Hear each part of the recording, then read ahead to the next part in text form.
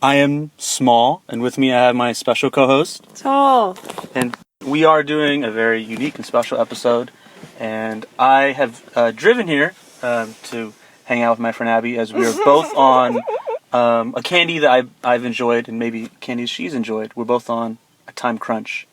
And Abby, I was wondering, why are you on a time crunch? You said you're running on empty right now. Can I put my foot here? You can put your feet anywhere you'd like. Cool. What? Why are you running on empty? Oh my god, I just feel like... I told you, I just feel like... like the whole world's been put through a meat grinder. And I'm just trying to make sense of it all and trying to forge a way forward. And it's so difficult. Everything in the world is working against us right now. Well, Abby, I'll tell you that I feel the exact opposite today. If you look up in the sky, you'll see a crescent moon. Oh, it's beautiful. And I feel like the person from DreamWorks who sits on the crescent moon and is fishing. I've had an excellent week and an excellent day. Of course, there's been obstacles, but I feel like I've hurdled them well. Today, I had physical therapy, which was fun.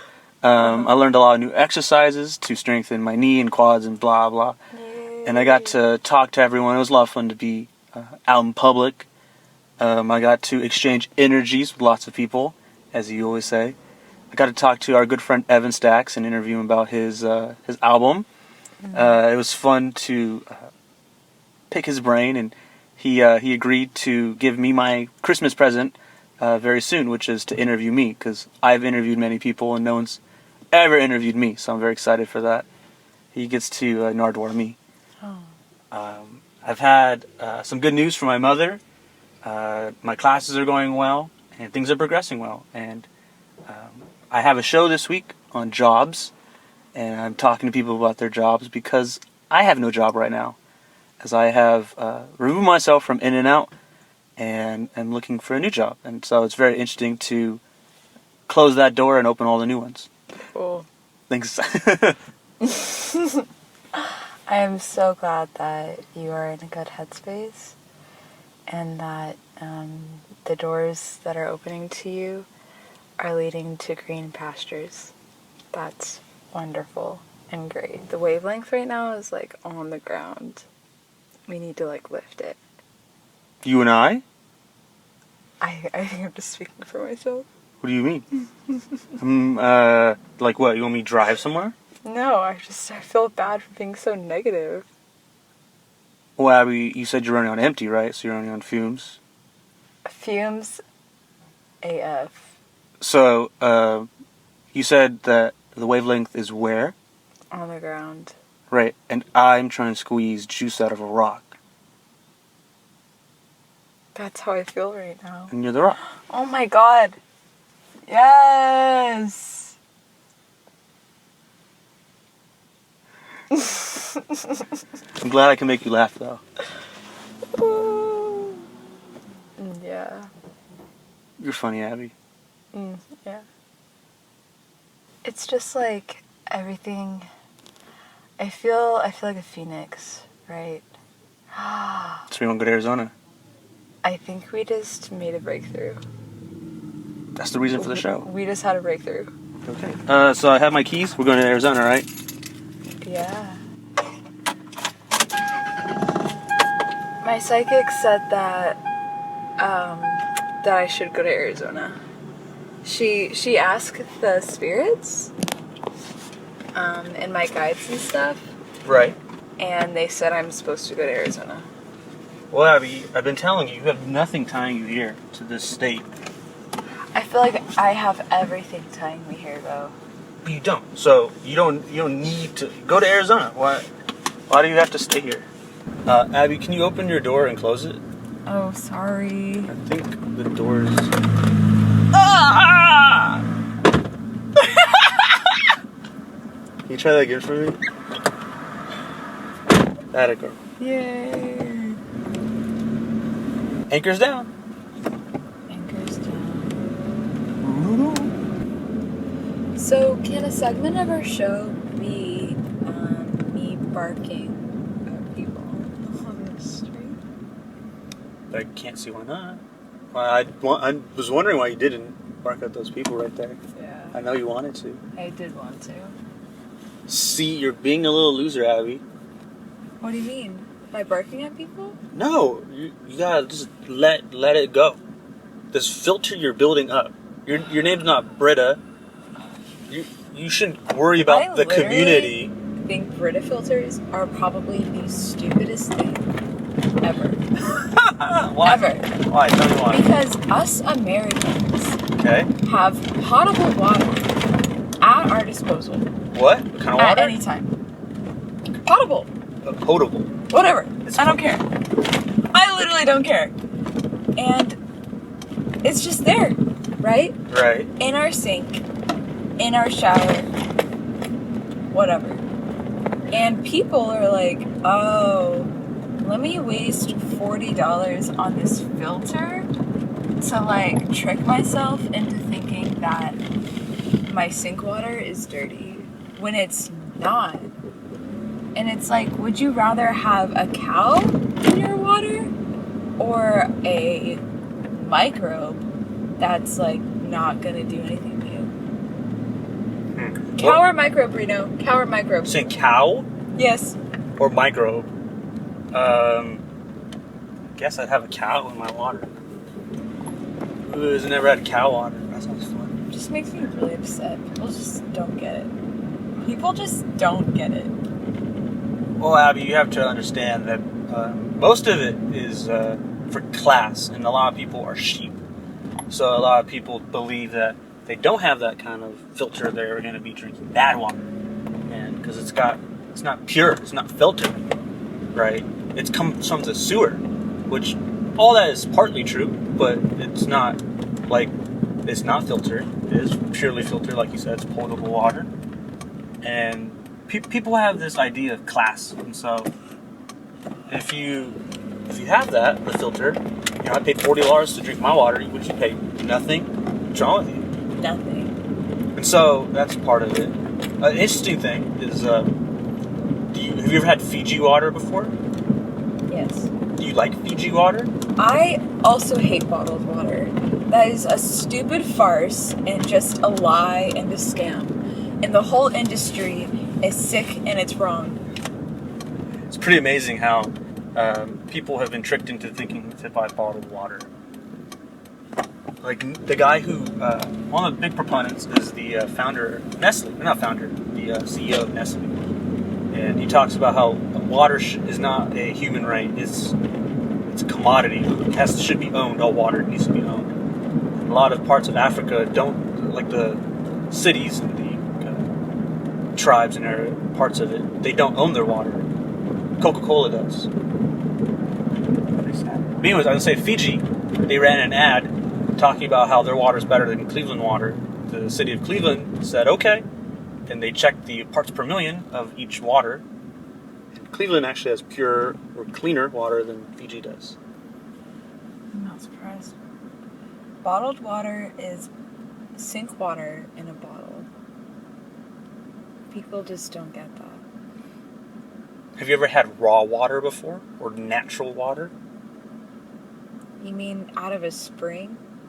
The people that bottle it from springs. You can buy like $30 water from some spring in Colorado. Yep. All right, Abby. I think I'm a tad lost. Oof. Rough. Maybe you can help me out. Oh, wait. What does that say? What does that say? That's Duval there. I think I'd take a left here. I think everything comes back to the goats. Oh my god. Ladybugs. Thank you. Ladybugs have been a guide for me. Have you ever been bit by one? No. My roommate's been telling me he's been getting bit by them lately. I honestly think that's a different conversation. No, let's have this conversation, Abby. I don't know what's going through his head. 41st and... Go left. Go right. Left! Okay.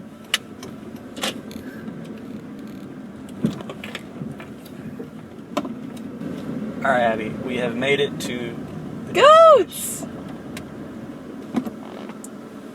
Do you see him? Yes, I see them. Do you see Sir 21? What? Sir 21. I don't know what you're talking about. We're talking about goats, right? Yeah. Do you see? Aww. Did you ever play sports growing up? Yes. What sports did you play? I played all of them. What was your favorite one to play? Soccer. Soccer? What did you play? Midfield. You're a midfield? You would be a midfielder. You take on way too many responsibilities. I know. You have the weight of the world on your shoulders. You have to go front, and then you have to go back, and then you have to go front again. It's like, oh my god. And then you get to boss everyone around. Yeah. And then if the defense doesn't score, you get to blame them. And if the offense doesn't score, you get to blame them, right? That's why you're a music director. Okay, I have a question for you. Of course. Okay, so, okay, what's like something that, okay, it has to be a vehicle. Do you have a certain vehicle that you see and you're like, oh, it's a sign? Or like not a sign, but it like means something to you. And you're like, oh. I have a couple vehicles that give me that feeling. Yes! Okay, tell me about them. One of them is a Mercedes GLK, I think. Whatever you drive. Okay. Because ever since you started honking at me, I look for them now. Yeah. And I see them often now. It's kind of funny. I would say this truck exactly, a 2003 Toyota Tacoma pre-runner V6. Because I really wanted this truck, and my mom and I looked everywhere for them. And funny enough, our neighbor was selling one. That's how we got it. But I see these often.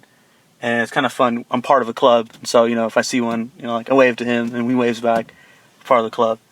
And I'd say the various cars that my dad has owned over his lifetime are fun cars because they're very rare cars. My dad has a very rare collection of muscle cars that you don't just see. A lot of people own Camaros and they own hot rods, but my dad has one car that is literally one of 3 in the whole world. There is only one of 3 in the whole world, and my dad owns one. So, why does he own that? Why?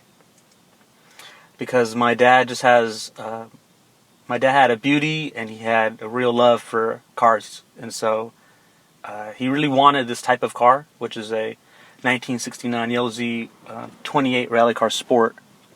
And the trim and the color and the make and model is only one of 3. And some guy was selling it and my dad had to get it. My dad was so well known at the DMV, they thought that he owned a dealership. He would just laugh and say, no, I just like cars. Which is funny because now my mom works at the DMV, so my mom always thought that's funny that like God put her in a place for cars. And she never liked cars, and her husband did nothing but cars. Just kind of a funny coincidence. What are your signs of cars do you see? Silver Nissan Altimas. And why is that, Abby? So cursed. They just, They just what? Yeah. And so whenever I'm trying to train my brain to stop thinking that they're important. Okay.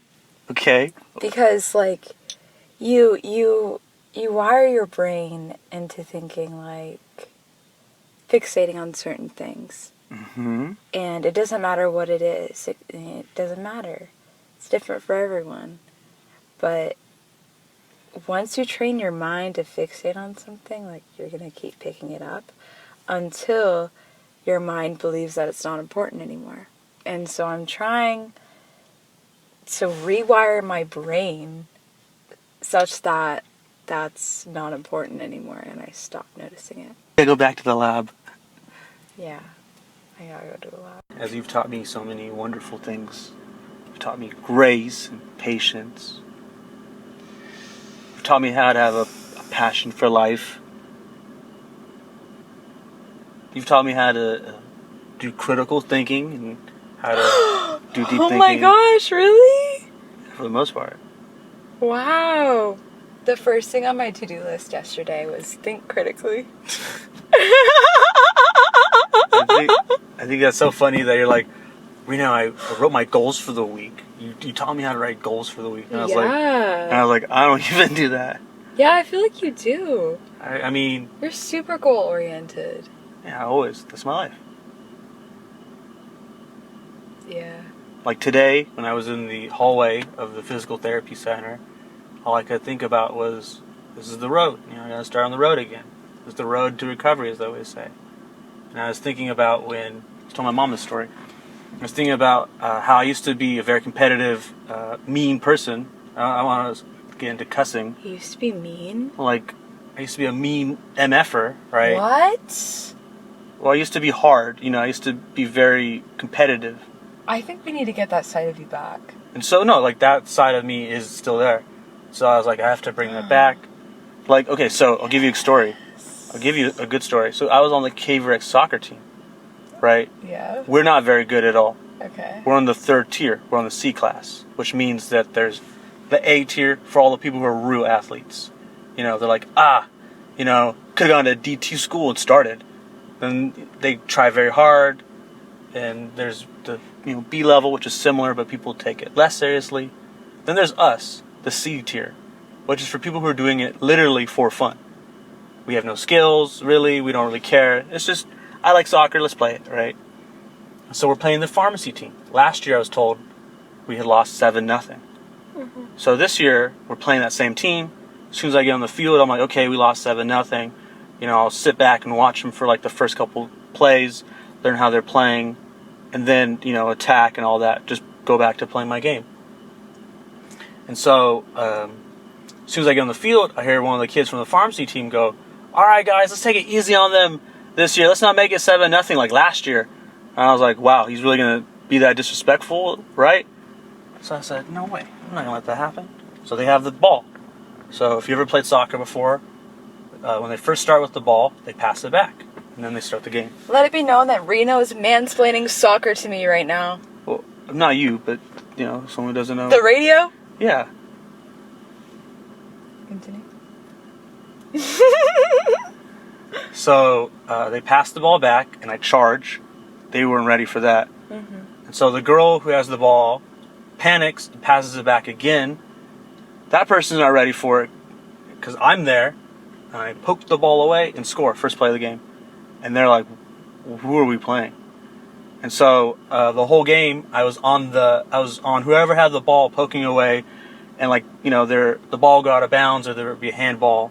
And I was taught in soccer that as soon as there's a handball, you stand right in front of where the referee put the ball, and you ask them to ask the ref to give you 10 yards or 10 steps. And like, hey man, why are you being that way? I was like, just trying to win the game. Make sure it's not 7-0 like last time, right? And I made sure we won. I was out of shape too. I was thinking, man, I'm out of shape. Haven't played soccer in like a year. Do running here and there with Evan. But like, you know, I'll take it easy. And then they just had to bring that out of me. I don't know why they had to poke the bear. I think you need to be mean more. I think you need to be like mean. Besides and get not, like angry. Besides not as fun to use. But like I told you, I'd be like, I come from a long line of angry. Come from a long line of leaders. Anger. It's hard for me to manufacture it. I can't just. It's a pent up anger. I was raised by a Capricorn, so it has to slowly build this ember before I burn down the forest. You know. Why aren't you mean anymore? Because I literally tore my knee. I'm timid. So I lost my, as I have a rhyme, I lost my knee, I lost my identity. Because I built, most of my identity is built around how athletic I am. Okay. How fast I am, how high I can jump, how strong I am. Like I can squat, I used to be able to squat like 250. I'm small. Really? I could, yeah, That's like two of you. I know. I'm very gifted athletically. I'm not the best. Like I could have played D2 soccer. Really? Yeah. Like I'm very good at sports. My soccer coach talked about how I have excellent instincts for a defenseman. I won awards. It's because you're a Pisces. Sure. Yeah. And so, anyways, my whole identity's centered around 3 things, Okay. which is sports, right? Which I can't do because I tore my knee. Like, I made a lot of friends at UT through sports. Like, when I first moved here, I didn't know anyone, and so I wanted to play flag football. And so what I did is I contacted everyone who was a free agent on the flag football list, and I said, hey, I want to play flag football. And I got everyone who was a free agent, didn't have a team. I made my team. I did that twice. So that's how I used to play sports, and I made a lot of friends that way. And then I tore my knee, and I couldn't do anything. So because I can't play sports, I just did my other 2 things, which was... Can't play sports. Like, I can't walk upstairs. Like, there's... Yeah. I love punching things. I can't even hit a bag. It's so sad. So, like, I can't do aggressive acts, which, like, whatever. Oof, but acts of aggression. These are So- crucial. because of that, it made me timid. And, like, if I can't defend myself, that made me even more timid. I can't make someone mad on 6th Street and run away or fight them because I just don't have that ability. So that limited me. So that's why I've become softer, become more timid. I guess when it first happened, like the first 4 or 5 months afterwards, a lot of my life changed. I'm shocked not more people noticed a big change in my life and how I acted. But looking back now, I can see just how much of a wimp I was. How much of a wuss I was during that time frame. I guess I would say I have a regret, but not really, because you try to make the right or best decision at that moment, which I felt I did or tried to do. Man, that was not fun. I remember taking showers, and when I got out taking a shower, I would sometimes my knee would slip out. I'd just sit, just be like, why today? Time to walk to class. Wow. That's why I try not to judge people in life, because you never know what they're going through. Never know. Never know. That's why I always try to get you out of your funk, whatever. When you have a low frequency, because I don't want to pry too much, but I want to make sure you're in a good headspace. Make sure my space cadet is off to Mars, not getting stuck in Pluto. Actually, I'm going straight. Super stuck in Pluto.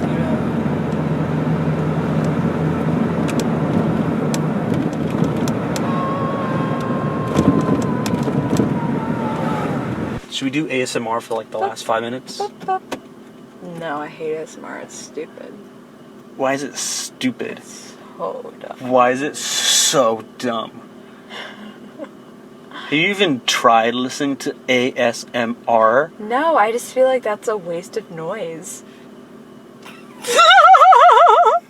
Why is that a waste of noise? A waste of noise.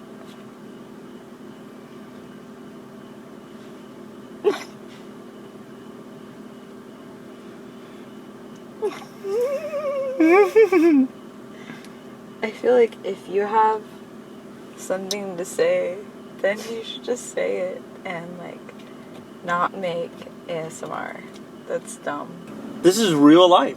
Oh my god. Oh my god.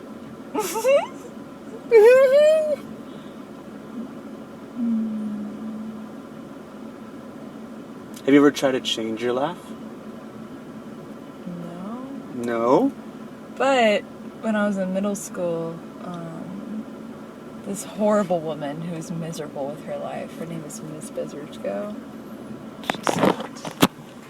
She was an art history teacher, and she yelled at me and said, I used to laugh like you, and then I had to change it because it wasn't ladylike. And I was in 8th grade, and I was like, sister, I'm sorry you hate yourself, but I can't deal with that emotion right now. And so that's not going to be my story. I'll tell you, Abby, that I have changed my laugh several times in my life. Why? Because I get bored of it. I get bored of hearing me laugh the same way, so I change You it. get bored of expressing joy? That's lame. No, it's not bored of expressing joy. It's bored of having the same laugh. Why can't I change it? There was this one kid in my class, and he had a very unique laugh, and our teacher did too. They laughed similarly, and so my goal every class in chemistry was to get them to laugh. And so I would try my best to get them to laugh, and it was so much fun to hear them laugh together. And like, because she's a girl, so her pitch is just a little higher than his, and they would match perfectly. It sounded like when you're trying to start your car. Oh, that's the cops. All right, Abby. So you're gonna talk to them, okay? I can't. My last name is Escobar. I can't talk to them. My last name's Navales. It's on. I trust you completely. You should never trust me. You should be careful because there are 2 cops that park in the middle of the cul-de-sac. And I watch them from my bedroom window. What? Really? Yes. That's cool. And so that's my cul-de-sac. I'm queen of the cul-de-sac. And I watch over my cul-de-sac and little cops hang out there. And I'm like, what are you doing, buckos? Like, go home. Can I turn this window down?